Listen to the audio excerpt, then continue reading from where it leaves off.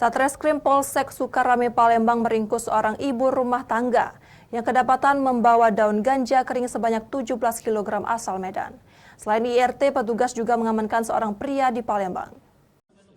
Delisma, 46 tahun, warga Mandailing, Natal, Sumatera Utara, tak berkutik saat ditangkap unit Reskrim Polsek Sukarame Palembang bersama barang bukti 17 kg ganja.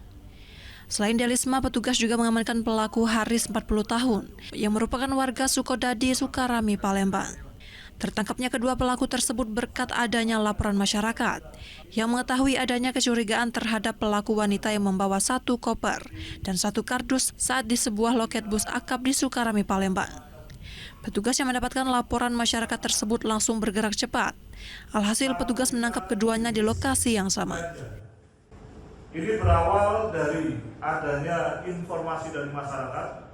Yang lagi saya ucapkan terima kasih kepada masyarakat yang menemukan satu barang yang mencurigakan di sebuah lokasi lingkungan perumahan, dan terhadap barang tersebut dilakukan tindakan pengamanan sementara.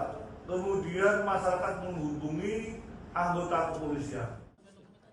Atas perbuatannya, pelaku dijerat dengan pasal 114 ayat 2 nomor 35 tahun 2009 dengan ancaman 20 tahun penjara. Dari Palembang, Muhammad David, iNews melaporkan.